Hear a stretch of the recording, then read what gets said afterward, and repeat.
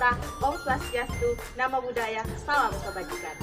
Perkenalkan, nama saya Wildasari, salah satu tenaga pendidik yang ada di SD 122 Tasiti, Kecamatan Amali, Kabupaten Bone, Provinsi Sulawesi Selatan. Pendidikan menurut Ki Hajar Dewantara adalah sistem AMO, yang artinya guru harus dapat menuntut siswa berkembang sesuai dengan kodratnya, di mana kodrat tersebut dapat diasah dan dikembangkan dengan baik. Dalam proses pembelajaran, guru harus mampu memahami kebutuhan peserta didik. Kemampuan dan minat belajar siswa sangat beragam, sehingga seorang guru tidak boleh beranggapan bahwa potensi, minat, dan gaya belajar anak sama. Oleh karena itu, perlu dilakukan suatu perubahan melalui strategi pembelajaran yang baru, salah satunya pembelajaran berdiferensiasi. Pembelajaran berdiferensiasi adalah upaya strategi pembelajaran yang dikembangkan dengan berpusat kepada analisis kebutuhan peserta didik. Pada kesempatan ini, saya ingin berbagi praktik baik mengenai implementasi strategi pembelajaran berdiferensiasi.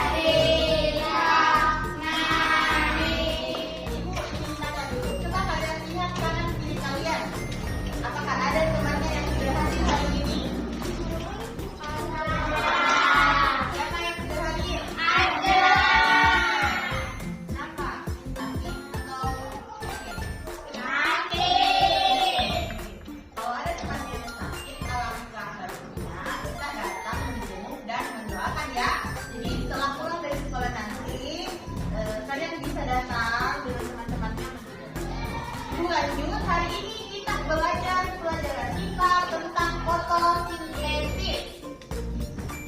Di mana tujuan pembelajarannya itu nanti kalian dapat memahami kebutuhan tumbuhan untuk melakukan proses fotosintesis serta hasil dari fotosintesis.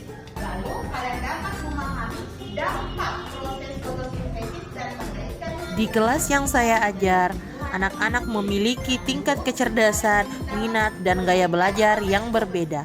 Ada anak yang suka menggambar, ada anak yang suka mendengarkan, dan ada anak yang suka beraktivitas di luar. Untuk mengatasi tantangan tersebut, di awal pembelajaran saya memberikan pertanyaan pemantik untuk melihat dan merangsang keterlibatan peserta didik dalam topik pembelajaran.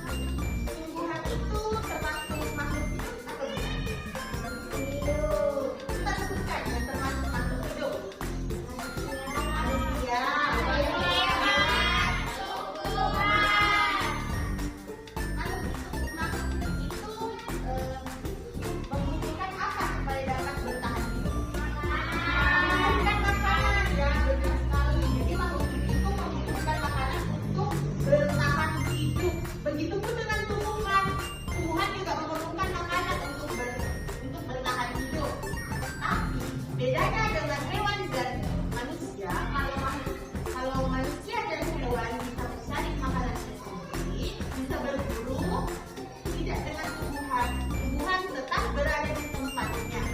Jadi, tumbuhan itu menghasilkan makanannya sendiri dan disebut sebagai fotosintesis.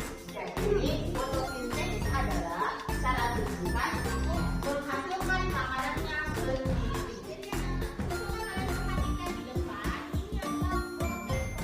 Setelah itu, saya menindaklanjuti dengan memaparkan materi. Lalu, setelah itu saya menerapkan diferensiasi baik berupa konten, proses, maupun produk.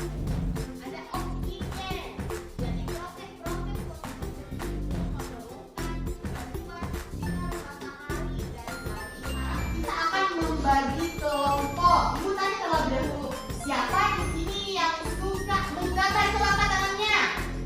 Oke, ada 3 orang. Sekarang sebutkan yang suka bercerita. Coba angkat tangannya.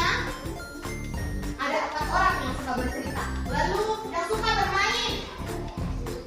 Jadi ada yang suka bermain, ada yang suka bercerita, dan ada yang suka menggambar. Sekarang ibu tugaskan kalian bergabung dengan kelompok masing-masing. Di sini kelompok yang suka menggambar, di sini kelompok yang suka bercerita, dan di sini kelompok yang suka bermain. Jadi sekarang sudah bergabung dengan anggota kelompoknya ya. Sekarang ibu akan berikan kalian materi sesuai dengan Dalam diferensiasi konten, saya membagikan materi sesuai dengan gaya belajar mereka masing-masing. Saya menyusun berbagai jenis media yang dapat digunakan sesuai dengan gaya belajar anak. Dalam diferensiasi proses dipetakan berdasarkan kebutuhan belajar siswa. Bagi siswa yang lebih fokus dan responsif terhadap gambar-gambar, saya memberikan lembaran materi agar mereka bisa mempelajari. Dan pada siswa yang lebih suka mendengarkan, saya memberikan rekaman video agar mereka dapat memahami materi lebih mendalam. Selanjutnya, bagi siswa yang cenderung aktif dan kinestetik, saya menambahkan kegiatan pembelajaran di luar ruangan yang melibatkan gerakan fisik dengan meminta mereka mengamati langsung atau mendapat informasi di luar kelas. Baik anak-anakku, Ibu akan membagikan lembar kerja yang harus kalian kerjakan sesuai dengan kelompok kalian ya. Sesuai dengan apa yang telah kalian pelajari dari. Dengan memberikan beragam pendekatan ini, saya berharap setiap murid dapat merasakan pengalaman belajar yang sesuai dengan kebutuhan dan kemampuan mereka. Setelah itu, masuk kepada diferensiasi produk. Dengan memberikan lembar kerja sesuai dengan gaya belajar mereka dan memberikan kesempatan untuk menunjukkan pemahaman dengan cara yang sesuai dengan minat dan gaya belajar masing-masing. Hal ini dapat meningkatkan keterlibatan murid dalam pembelajaran karena mereka memiliki kendali dalam proses pembelajaran sendiri, sehingga murid mampu meningkatkan kreativitas dengan cara mereka sendiri.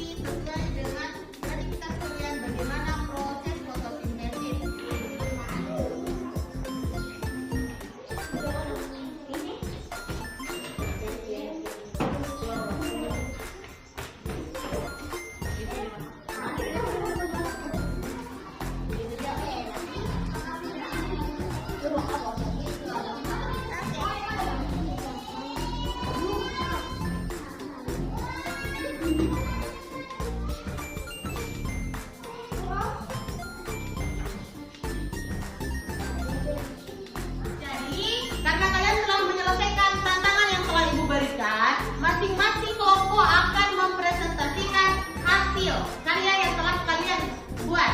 Yang pertama paparkan hasil dari kerja kalian. Paparkan.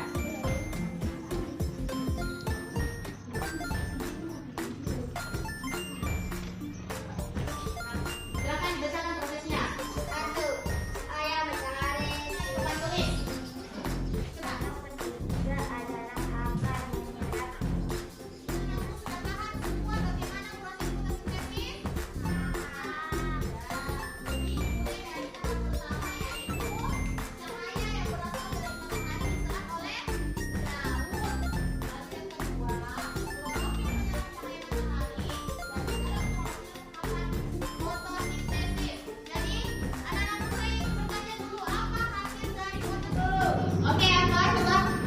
Melalui implementasi pembelajaran berdiferensiasi ini diharapkan setiap siswa merasa dihargai dan didukung dalam proses belajar mereka.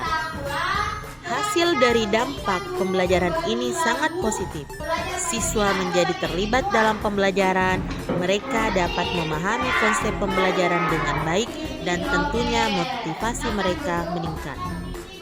Pembelajaran berdiferensiasi adalah kunci untuk menciptakan lingkungan belajar yang inklusif dan bermakna bagi setiap siswa.